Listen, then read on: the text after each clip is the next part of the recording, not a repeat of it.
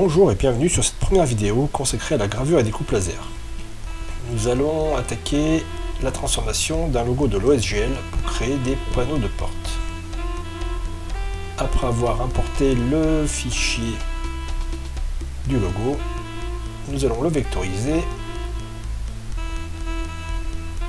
en mode multipasse couleur et nous allons obtenir ainsi un fichier graphique vectorisé que l'on va simplifier puisque nous allons conserver uniquement le fond bleu et les trois traits qui vont concerner l'ombrage du ballon de rugby. On va pouvoir ensuite se débarrasser de tout le reste qui ne nous servira pas. Nous allons ensuite supprimer les indications qui nous encombrent puisque par la suite nous allons pouvoir rajouter des noms à cet endroit-là. Donc là nous avons la base pour les gravures et nous allons maintenant étendre les contours pour la base de découpe. Décalage avec l'outil peinture de Inkscape. Dans ce décalage nouvellement créé, on va supprimer tout ce qui n'est pas utile et on va mettre ensuite cette partie-là en arrière-plan, plaque de contreplaqué.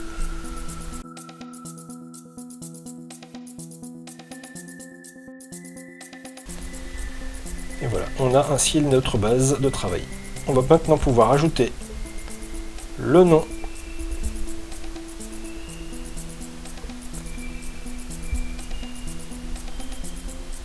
des catégories demandées par notre client,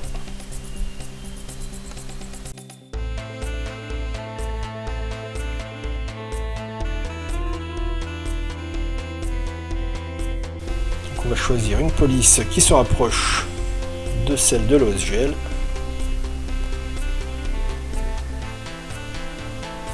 Et on va jouer sur la taille, maximum de place .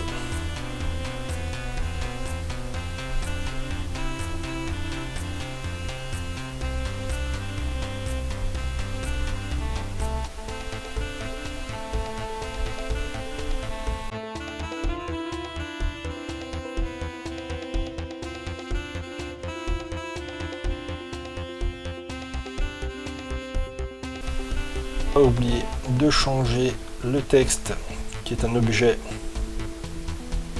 de le transformer en chemin, parce que sinon pour la suite du travail sur la découpe laser ça va nous poser un petit problème. Donc une fois le logo réalisé, il nous reste à exporter le fichier en format DXF.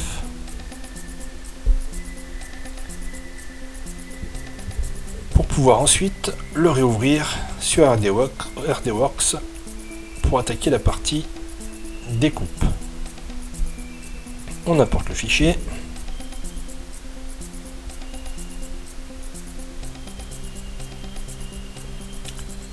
On vérifie un petit peu les couleurs des traits,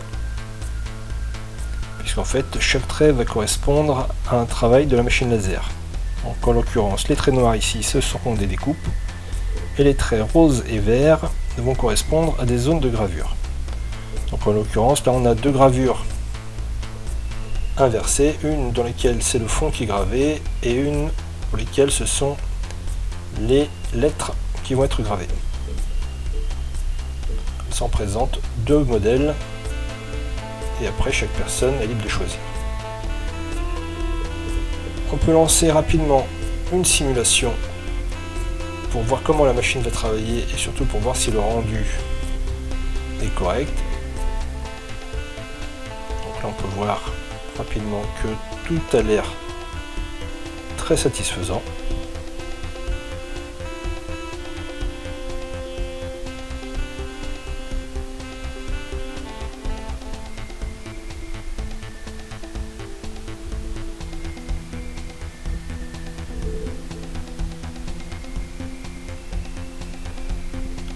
Là c'est vraiment que pour se faire plaisir, puisque de toute façon notre client a choisi celui de gauche. Donc on va reprendre celui qui a été sélectionné et on va pouvoir maintenant le dupliquer puisqu'il y a 9 catégories à créer.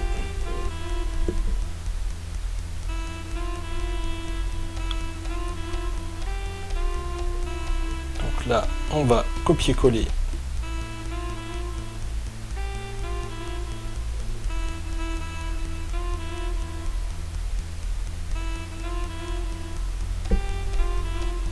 très rapidement. On obtient nos 8 logos de base sur lesquels il ne nous reste plus qu'à changer les catégories. On change, on recentre, on réadapte un petit peu la taille.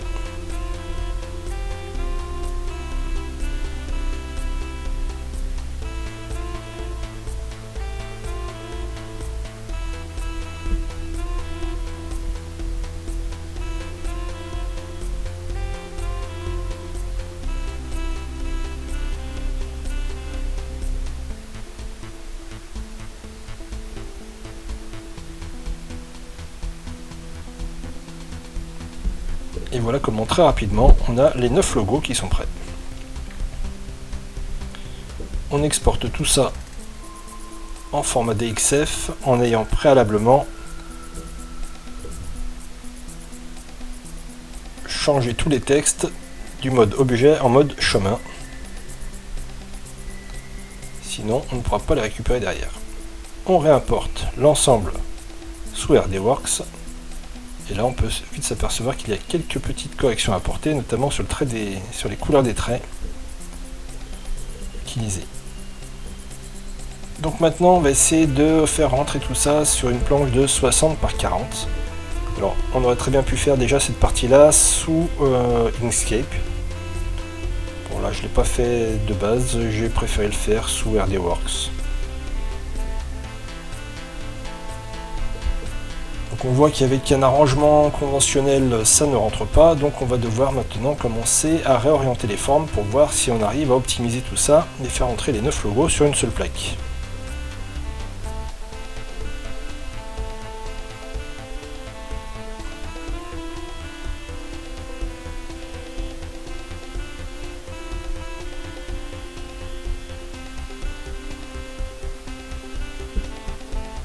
Et c'est parti pour un arrangement.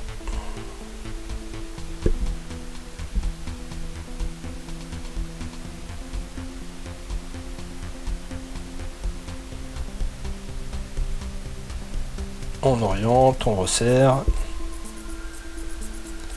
Et petit à petit, on s'aperçoit que on arrive quand même à gagner de la place sur la plaque. Donc on va peut-être arriver à faire entrer les 9. Ça semble gagner. Donc les 9 rentrent et on s'aperçoit qu'il y a plein de zones bleues là qui seraient des zones un petit peu perdues. Donc pour éviter de les perdre, on va créer des médaillons de 5 cm de diamètre avec un petit trou. Et comme ça on donnera ça dans des salles de classe, dans des écoles pour pouvoir faire des décorations. Voilà. On duplique cette rondelle un petit peu de partout dans toutes les zones perdues. On aurait pu créer aussi d'autres rondelles encore plus petites pour encore combler les autres vides et optimiser un petit peu l'espace. Optimiser en tout cas, limiter la perte de matière. D'habitude je découpe aussi des papillons, des choses comme ça, pour faire plein de formes. Une prévisualisation rapide nous montre que c'est bien. Et maintenant il nous reste à régler nos différentes couches de traitement.